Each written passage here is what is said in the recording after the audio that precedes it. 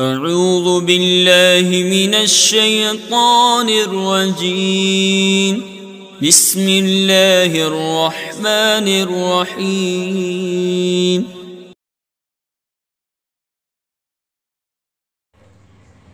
بسم اللہ الرحمن الرحیم الحمد للہ وکفی وسلام علی عبادہ الذین اصطفی والصلاة والسلام علی سید الانبیاء محمد المصطفیٰ۔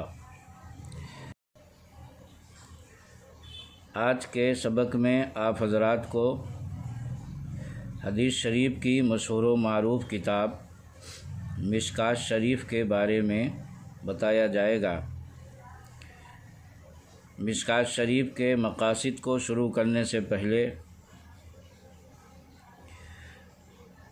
مشکوٰۃ اور صاحب مشکوٰۃ کا مختصر تعارف پیش کیا جاتا ہے تاکہ مصنف کی اہمیت سے کتاب کی اہمیت سمجھ میں آئے۔ صاحب مشکوٰۃ کا نام محمد یا محمود ہے، کنیت ابو عبداللہ، لقب ولی الدین اور والد کا نام عبداللہ ہے۔ نسباً آپ عمری ہیں اور خطیب تبریزی سے مشہور ہیں۔ اپنے وقت کے محدث، علام اور فصاحت و بلاغت کے امام تھے۔ حدیث شریف میں آپ کا امتیازی پایہ مشکوٰۃ شریف سے ہی ظاہر ہے۔ تصانیف میں آپ کی تصانیف میں سب سے زیادہ مشہور صحاح ستہ کا ضخیم مجموعہ مشکوٰۃ المصابیح ہے، جس میں صحاح کے سوا دوسری کتابوں کی حدیثیں بھی آپ نے جمع فرمائیں۔ یہ نہایت مقبول و متداول کتاب ہے۔ ہندوستان میں تو ایک مدت تک صرف مشکوٰۃ اور مشارق الانوار ہی درس حدیث کا معراج کمال رہی، اور اب بھی جبکہ صحاح ستہ تکمیل فن حدیث کے لیے ضروری قرار پا چکی، مشکوٰۃ بھی دورہ حدیث سے پہلے لازمی ہے۔ بلکہ ایک زمانہ تو وہ تھا کہ مشکوٰۃ شریف کو لوگ زبانی یاد کرتے اور پوری مشکوٰۃ کو متناً و سنداً یاد کر کے اپنے سینے میں جگہ دیتے۔ تذکرہ علماء ہند میں بابا داؤدی کے ذکر میں لکھا ہوا ہے کہ فقہ، حدیث، تفسیر اور حکمت و معانی میں بابا داؤدی کمال رکھتے تھے اور مشکوٰۃ کے شریف کے متناً و سنداً حافظ تھے۔ اسی وجہ سے ان کا لقب مشکواتی بابا پڑ گیا تھا۔ مشکوٰۃ شریف کو مصنف نے جو لکھا ہے، دراصل امام محی السنہ رحمۃ اللہ علیہ کی ایک کتاب تھی جس کا نام مصابیح تھا، اور وہ مصابیح میں کچھ چیزوں کی کمی رہ گئی تھی۔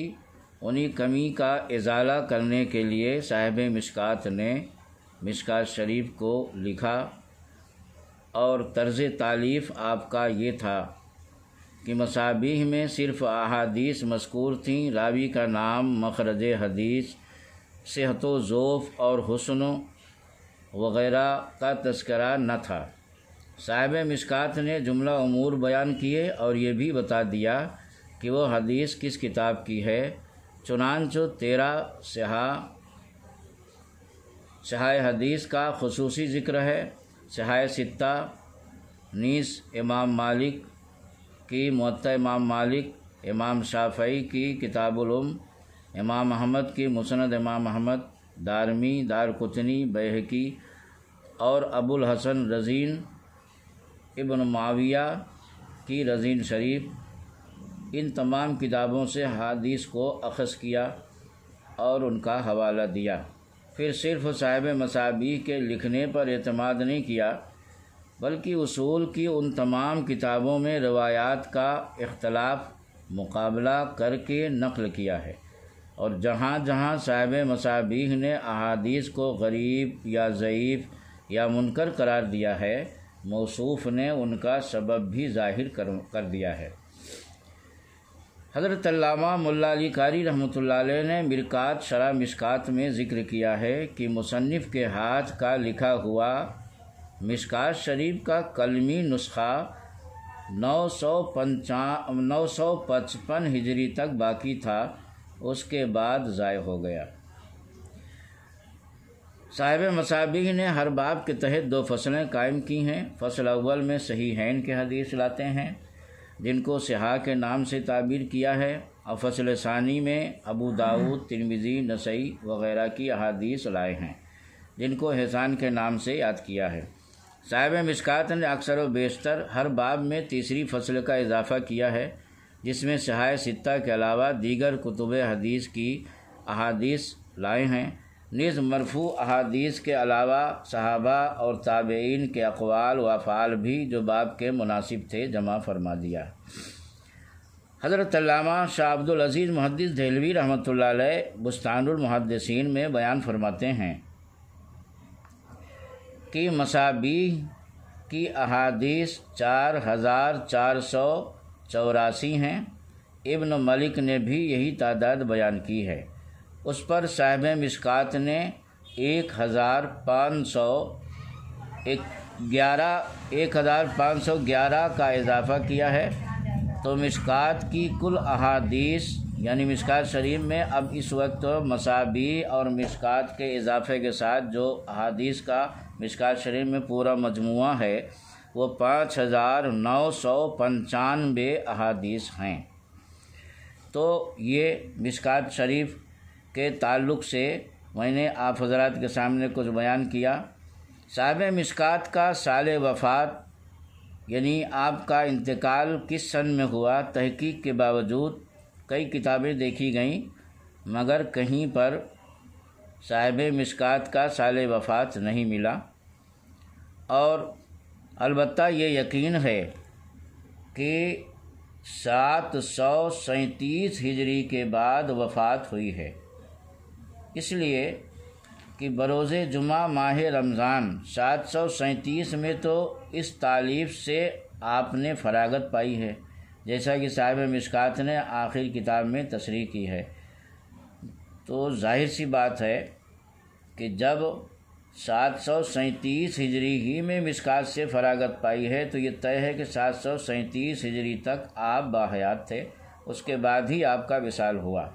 بعض حضرات نے اندازہ لگا کر سال وفات 748 ہجری ذکر کیا ہے، اور صاحب تاریخ حدیث نے 740 مانا ہے۔ الغرض متحقق اور متیقن نہیں ہے کہ مصنف یعنی وہ کتاب جس پر صاحب مشکات نے کام کیا، ایک مستقل کتاب مشکات شریف تیار ہوئی۔ تو مصابیح کے مصنف کا بھی تھوڑا سا تعارف پیش کیا جاتا ہے کہ مصابیح کے مصنف کا نام حسین، کنیت ابو محمد، لقب محی السنہ، والد کا نام مسعود اور دادا کا نام محمد ہے، فرہ بغوی کے نام سے مشہور ہیں اور ابن الفرہ بھی کہلاتے ہیں۔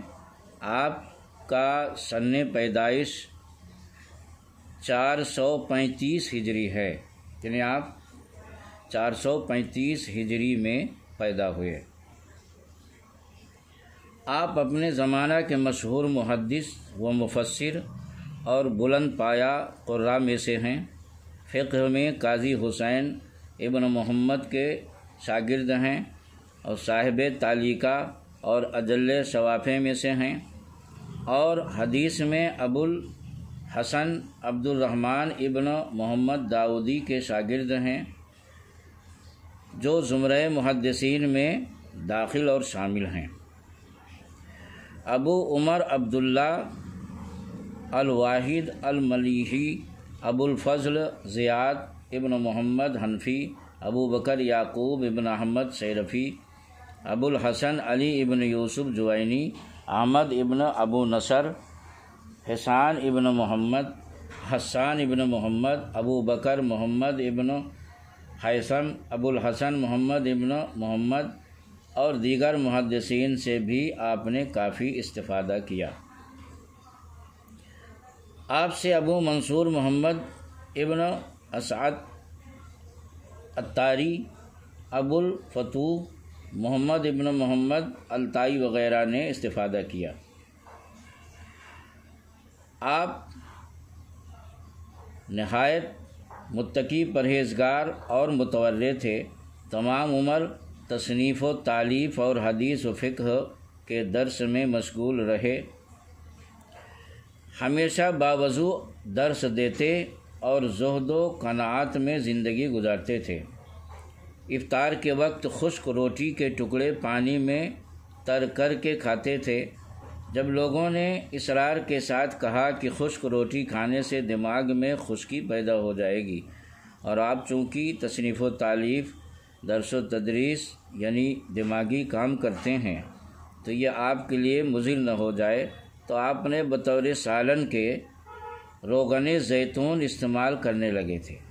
کہا جاتا ہے کہ ان کی بیوی کا انتقال ہوا اور کافی مال ان کی اہلیہ نے چھوڑا، لیکن آپ نے ان کی میراث میں سے کوئی چیز نہیں لی۔ گر نہیں دولت تو صدمہ کچھ نہیں، دل غنی رکھتے ہیں شکوہ کچھ نہیں۔ جب آپ نے شرح سنہ تصنیف کی تو رسول اکرم صلی اللہ علیہ وسلم کو خواب میں دیکھا کہ آپ ارشاد فرماتے ہیں کہ تو نے میری احادیث کی شرح کر کے میری سنت کو زندہ کر دیا، پس اسی دن سے آپ کا لقب محی السنہ ہو گیا۔ تو آپ کو جو محی السنہ کہتے تھے آپ کے دور کے عوام و خواص، تو محی السنہ ہونے کی یہ وجہ ہے۔ آپ کا وصال ماہ شوال 516 ہجری شہر مرور میں ہوا، اور اپنے استاد قاضی حسین رحمۃ اللہ علیہ کے پاس مقبرہ طاقانی میں مدفون ہوئے۔ وہاں آپ کی قبر مشہور و معروف ہے، اور آپ کی عمر شریف 80 سال سے متجاوز تھی۔